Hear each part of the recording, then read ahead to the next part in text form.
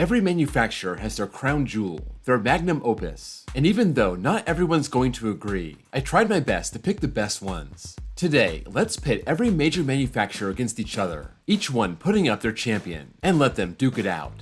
These are every manufacturer's best coaster, ranked from worst to best.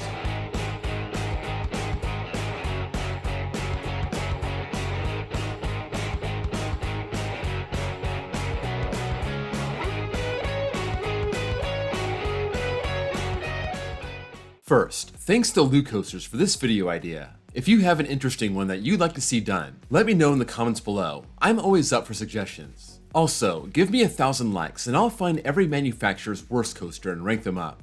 Though, spoiler alert, even if I don't get 1,000 likes, I'm gonna post that video anyway because it's already done. But please drop a like anyway. Number 31, Skyline, Kid Flash at Six Flags Over Georgia in Fiesta, Texas. Not much to choose from here, and as there are only 2 operating coasters, and I use operating loosely, I guess this is their best. They are made for families, they do race, they have a cool light package, but they're less than 600 feet long, so I think this deserves to be the worst of the best. Number 30, Jinma, Battle of Jungle King at Hefei Sunac Land in China. This is a knockoff tilt coaster. The drop doesn't even reach a very steep angle. That kinda takes away from the fear factor, but these seem to have decent layouts. Plus, it duels. The Tiger side has 2 inversions, the Dragon side has 3 inversions, and this would be cool to ride even if it's not very good. It's just interesting. Number 29, Pinfari, Tornado at M&D's in Scotland. This RC70 model looks pretty legit. Most Pinfaris look like they belong at a county fair. This one actually stands almost 80 feet tall and has 2 loops. It used to have a corkscrew, but that got taken out. This might be terrible, that would not surprise me. But for a company with almost 200 coasters to their name, they don't have many they can point to and say, look at that, that's something different and cool. That doesn't really work here either. Tornado was taken out in 2020, but it still looked interesting. Number 28, SBF Visa. They're hamster wheel coasters. There are 13 of these in the world. These are very basic oval kids coasters, but if you ride in the hamster wheel, you go tumbling head over heels, and it doesn't matter how basic the ride is, you're on your own axis, living in your own world, and I would love to ride one of these one day. Zolo Loca at Casino Pier was there when I went, but it was still about a month away from its opening day. Number 27, Hopkins, Texas Tornado at Wonderland. Hopkins is a tough one. None of their coasters are that good, but from what I've seen, they aren't that bad either. Texas Tornado looks like it's gonna rip you in half. Those loops being some of the jankiest things ever, but if you ride it, it's actually pretty smooth. There's nothing jarring about it, it's entirely enjoyable, and it's just fun to look at. Number 26, RCCA, Son of Beast at Kings Island. This was a low bar. Most RCCA coasters are absolutely hated, and Son of Beast is kind of the same story. However, this was not without its redeeming qualities. For as rough and poorly built as it was still insanely fast and pulled some great positive forces. They also took a wooden coaster beyond the limits of possibility, making it over 200 feet and giving it a loop. Good on them for at least trying. Number 25, Giovanola, Titan at Six Flags Over Texas. We only had 3 to choose from, and Titan has the height, a 255-foot drop, the speed, 85 miles an hour, the length, over a mile of track, and 2 bone-crushing helices. Definitely nowhere near my favorite hyper, but a respectable coaster for sure. Number 24, Din Corporation, Thunder Run at Kentucky Kingdom. Only 10 existed, only 4 remain. All of them have their good points, but I think Thunder Run combines good forces in a smooth ride. The second half is a total snooze fest, but at least it isn't rough. The first half is a lot of fun, and after a lot of consideration, I deem this better than Timberwolf and the best Din out there. Number 23, Vegan, Tobatronc at Natureland in Andorra. It's hard to pick the best and worst mountain coaster. These are all about the same, some longer, some shorter, some with multiple lifts, most with just one. But I think it's fair to assume the longest one is the best one. Tobatronc is the longest coaster in the world, 17,388 feet. That's over 3 miles, and only the first mile is the lift hill. The last 2 miles are all downhill. If I have the chance to get to Andorra, I'd love to give this a shot. Number 22, PAX, Wild Train at Fantasiana in Austria. It's sad, the best PAX is about to be shut down. This serving is 20th and final season at the park. It looks like a family coaster, but apparently it's an airtime machine. Less than 1,000 feet of track, 59 feet tall, not even 30 miles an hour, but those elements really pop. You have until the end of October to ride it, so get there this summer or miss out forever. Number 21, ENF Mylar, Prairie Screamer at Prairie Playland. I am so happy the Scandia Screamer found a new home. This was a legend in California for over 20 years, Scandia, Ontario shutting its park down in 2019, and here it is arriving in Texas almost 4 years later, and it's as good as ever. 80-foot drop, 2,600 feet of track, big drops all around. Such a good ride, and such a weird location at this flea market outside of Dallas. Number 20, Zero, Leesburgbanan at Leesburg in Sweden. Zero has some quality coasters, but I got to ride their true magnum opus last summer. This gigantic mine train style terrain coaster. Just a chaotic ride on the Leesburg hillside. 37 years old now, and still probably the most popular ride in the park. 148 feet tall, 50 miles an hour, 4,400 feet of track. This ride is so cool and everything I wished it would be. Number 19, Togo, Fujiyama at Fuji-Q Highland in Japan. For all my American enthusiasts, yes, Togo does make good coasters in Japan. Fujiyama used to be the world's tallest coaster, opening in 1996 at 259 feet, a 230-foot drop, 81 miles an hour, one of the world's longest coasters at 6,700 feet. Just a mess of massive hills and turns. I don't get excited for a lot of Togos, but this one I'm dying to ride. Number 18, Premier Rides, Mr. Freeze Reverse Blast at Six Flags Over Texas in St. Louis. I've ridden these so many times, but I'm always left impressed. Turning the trains backwards was a huge upgrade. Having ridden it forward at Over Texas last year, the ride just hits different going backwards. Launching at 70 miles an hour out of the tunnel, a huge inverted top hat, a massive overbank, and then going up a 218-foot spike face down, all to do it again forward. This ride is so intense and just leaves you saying wow when you roll back to the station.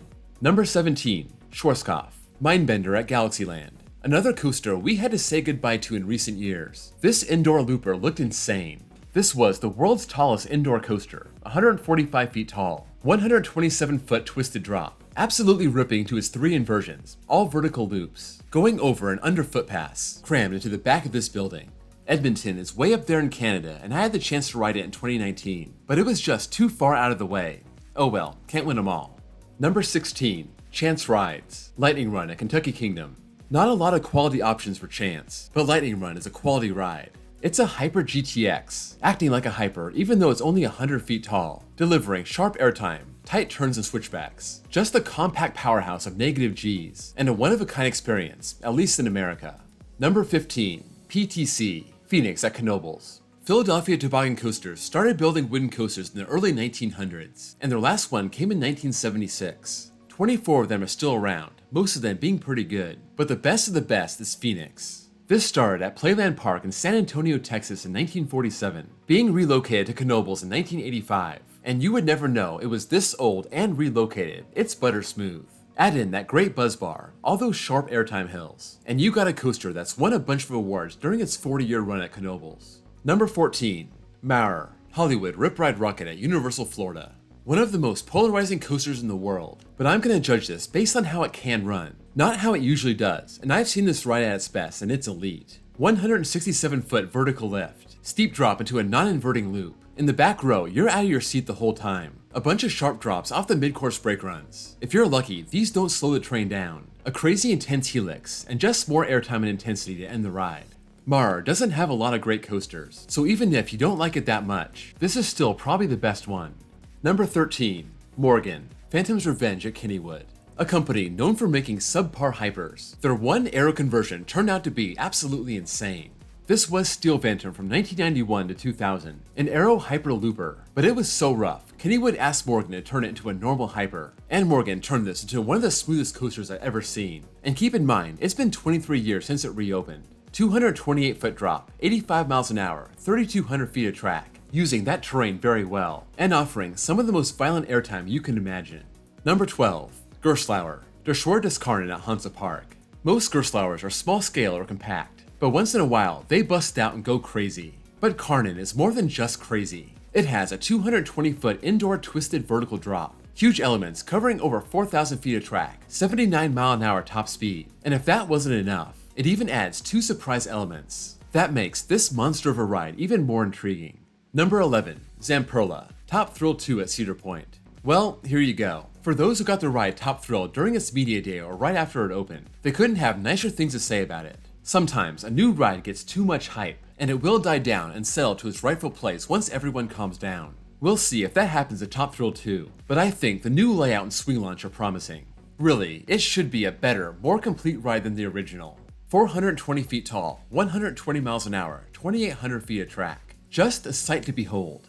Number 10. Aerodynamics. Magnum XL200 at Cedar Point. Some of you may want X2 here. I hear ya. Both Magnum and X2 are very polarizing coasters. But let me just say, if I was to replace Magnum for X2, it would still come in 10th place. So let's go with my favorite aero, the original Hypercoaster. 205 feet tall, 195 foot drop, 72 miles an hour, 5,100 feet of track, strong floater airtime in the first half, and then bonkers ejector in the finale. It's fun, it's fast, it's janky, it's forceful. It's one of the most pure fun rides out there. Number 9. CCI. Ghost Rider at Knott's Berry Farm. Custom Coasters International was the go-to wooden coaster manufacturer in the 90s, and in 1998, they outdid themselves. Ghost Rider was built in the corner of Knott's, spilling out into the parking lot, doing 2 laps around its brilliant layout, offering up great airtime and laterals. When this got overhauled by GCI in 2016, new track and new trains, it made it that much better. 108 foot drop, 56 miles an hour, 4,500 feet of track, a top shelf wooden coaster in the world. Number 8. GCI. Wood Coaster at Night Valley in China. I think most enthusiasts would agree, Wood Coaster looks like GCI's best project. This was built up a hillside, winding down and picking up so much speed, so much airtime and twisted track, covering 4,800 feet of track. I mean, I love Mystic Timbers, that's my personal favorite, but Wood Coaster looks like it crushes Mystic, using that train to work its way downhill, throwing in so many great looking elements along the way. Number 7. Vekoma. Fly at Phantasialand. Vekoma is on a roll. They have so many good coasters now, but I think the most praised one is their new generation flying coaster. U-load sitting sideways, the seats turning and then flipping you face down. This one having 2 launches, a max speed of 49 miles an hour, just over 4,000 feet of track. That makes it the world's longest flying coaster and the only one with a launch. 2 inversions, weaving in and out of its theming in the Rookburg section of the park. Number 6. The Gravity Group. Voyage at Holiday World. The Gravity Group went absolutely insane with their first 2 coasters, and it's funny now that most of their projects are on the smaller scale. Hades is awesome, but Voyage is on another level. 154 foot drop, riding that terrain up a hill, starting the second half with a triple down, twisting and turning back towards the station. It covers over 6,400 feet of track, and that doesn't even seem possible. It's just not tall enough, but it manages to do it and keep its speed. If you can experience it with the trims off during Hollywood nights, that's worth your time. It feels like a runaway freight train. Number 5. Intamin. T-Express at Everland. There are so many options for Intamin, it just depends who you ask. Some people would say it's I-305. Others would argue it's between Expedition GeForce and Conda. Then you got your Velocicoaster fanboys, and don't get me started with the Skyrush lovers. My personal favorite is El Toro, but there's an even better El Toro in South Korea. T-Express being the 4th and final prefabricated wooden coaster, starting with a 151 foot drop, 65 miles an hour, over a mile of track, starting with big airtime hills and ending with small ones. This combines everything I love about El Toro with everything I love about Baldur at Leesburg, mashing them into this one brilliant wooden coaster. Number 4. B&M. Fury 325 at Carowinds. My number 2 overall coaster is only number 4 on this list, but there's no doubt to me this is B&M's best. They were given the opportunity to go nuts, and they finally made a Giga with as much track as it needs. All the others are about a mile long, but they move so fast the ride's over before you know it. Fury has that 320 foot drop, and then goes into 6,600 feet of track, snappy turns, low to the ground speed moments, showing off all that 95 miles an hour, a rare treble clef turnaround, and it ends with 3 strong airtime hills. Fury is nearly a perfect coaster.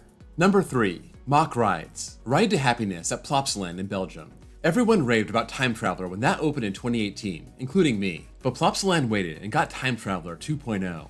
It starts with a Heartline roll out to station, an LSM launch into big twisted elements, 5 inversions, using an LSM boost near the end, and I haven't seen a single person who's ridden it who isn't impressed. In fact, this seems to have the habit of sneaking into people's number 1 overall spot.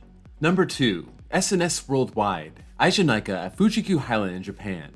Speaking of people's number 1, meet Aijunaika, the next generation of the Aero 4th Dimension coaster. The rights now owned by SNS after Aero went bankrupt, and they improved on the model. They made it bigger, 249 feet tall, 78 miles an hour, almost 3,800 feet of track, 3 inversions, all while the cars are flipping on their own axis. I can't believe how tall this is. Even though I've ridden X2 dozens of times, I can't believe how this runs through its course, and this is very high on my bucket list. Number 1. RMC. Steel Vengeance at Cedar Point. If you were looking for a surprise ending, you're not going to get one. Cedar Point had the perfect coaster for conversion. They had the money and the will to make it special, and RMC had Alan Schilke designing something insane. The first hyper hybrid standing 205 feet, 74 miles an hour, 4 inversions, 5,700 feet of track, making 3 laps around the course. The most airtime on any coaster, never losing a speed unless the mid-course brake runs on.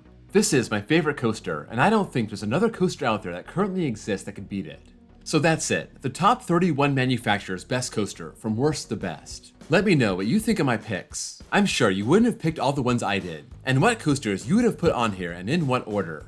If you enjoyed this video, please drop a like. Remember, give me 1,000 and I'll post the worst coaster from each manufacturer and rank them up. But like I said, that's coming regardless, which you probably figured anyway. But give me a sub if you're new here so you don't miss when that drops. Also, check out my second channel where I post copyright-free off-ride footage, and my baseball channel if you also happen to love baseball.